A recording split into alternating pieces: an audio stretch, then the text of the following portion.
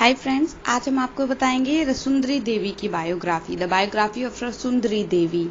Okay, इनका जन्म जो हुआ था 1809 में हुआ था, 1809 में।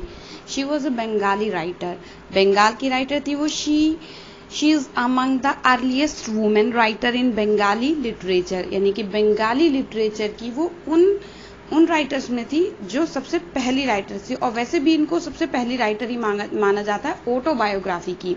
She was born in a small village named Pabna, west Bihar. ये वेस्ट बिहार के पवना नामक विलेज में पैदा हुई थी। Her father Padmalochan Roy died in her childhood. उनके पिता पद्मलोचन रॉय उनके बचपन में ही मर गए थे। She was raised by her mother and relatives. उनके रिश्तेदारों ने और उनकी माँ ने उनको पाला। In her village a missionary women taught the village boys. उनके विलेज में एक मिशनरी वुमेन आती थी सिर्फ लड़कों को पढ़ाने। जो एजुकेशन थी वो गर्ल्स के लिए अलाउड नहीं थी। At her time education was not allowed to women. Rassundari was a self taught women. वो सेल्फ टॉट वुमेन इसलिए थी, उन्होंने खुद को पढ़ाया। कैसे पढ़ाया था? She wrote her biography in Bengali which was translated by Jyotirindranath Tagore. Jyotirindranath Tagore जो थे वो ब्रदर ऑफ रविंद्रनाथ टैगोर थे। क्या होता था कि ये जैसे ही बॉयज पढ़ रहे होते थे, वो मिशनरी लेडी पढ़ा रही होती थी, तो इस साइड में छुप के दीवार की साइड में खड़ी हो जाती थी और वो जो बॉयज पढ़ रहे होते थे उसको ध्यान से देखती थी और जिस तरीके से बॉयज बोलते थे उसको वैसे ही बोलने का प्रयास करती थी। She had a keen desire to read and write. उनके अंदर जो पढ़ने की ललक थी वो बहुत ज्यादा थी। As education was not allowed for women she taught herself steadily. जैसे मैंने अभी बताया कि एजुकेशन तो उस टाइम की वुमेन्स के लिए अलाउड ही नहीं थी, तो वो चोरी छुपे से अपने आप को पढ़ाती थी। When village boys attended the class by missionary lady, ये मैंने अभी आपको बताया कि जब मिशनरी लेडी क्लास ले रही होती थी, she hid herself behind the wall, वो अपने आप को दीवार के साइड में करके देखती थी कि बच्चे क्या पढ़ रहे हैं और उसको वो पढ़ने की कोशिश करती थी। उनकी जो चैतन्य भागवत को पढ़ने की बहुत ज्यादा ललक थी, इतनी ज्यादा थी कि उन्होंने अपने हस्बैंड के चैतन्य भागवत में से एक पेज चुरा लिया और उसके लिए भगवान से अपोलोजाइज किया। और जब भी उनको टाइम मिलता था, लेजर टाइम में, in her leisure time she tried to read it. जो उन्होंने अपने मायके में थोड़ा बहुत मिशनरी लेडी बच्चों को पढ़ाती थी, उसको वो बार बार थोड़ा याद करने की कोशिश करती थी और चैतन्य भागवत को पढ़ने की कोशिश करती थी। और वो एक बहुत ही ज्यादा रिलीजियस लेडी थी। वो हर काम ये कहती थी कि हे भगवान, मेरा हर क्या हुआ काम आपके लिए है और आपको समर्पित है।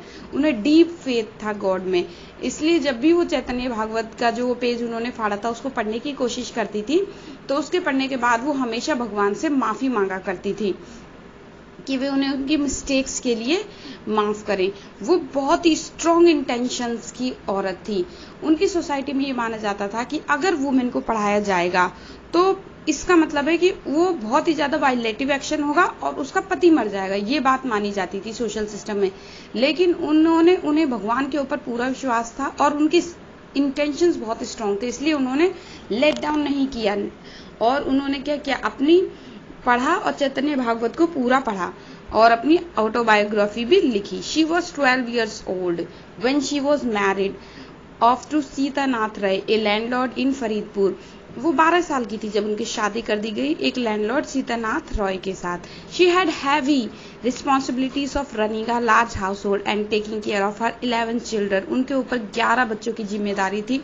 सुबह 5 बजे से, यानी सुबह जब तक दिन नहीं निकलता तब से लेकर रात आधी रात तक वो काम में ही लगी रहती थी। उसी दौरान जो उन्हें थोड़ा बहुत टाइम मिल जाता था तो वो उस अक्षरों को पढ़ने की कोशिश किया करती थी। She played a major role in displaying the miserable condition of women of her time.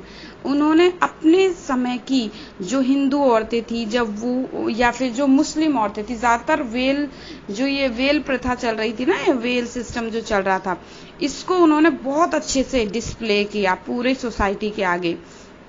वो उन्होंने बहुत अच्छा बहुत ज्यादा फैक्टर्स दिखाए जो औरतों की माइजरेबल कंडीशन के लिए बहुत ज्यादा मायने रखते थे।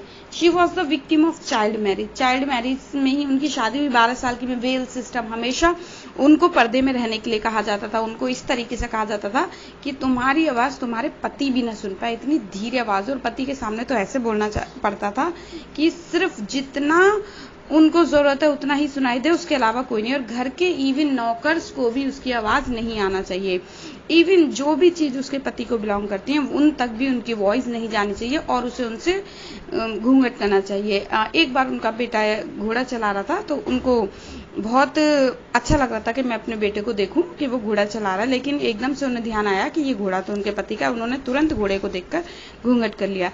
तो इतनी ज्यादा वेल सिस्टम था और उसके बाद भी उन्होंने अपनी एजुकेशन को जारी रखा। It was the major thing. She is the role model for man and women who had a thinking of not to educate women.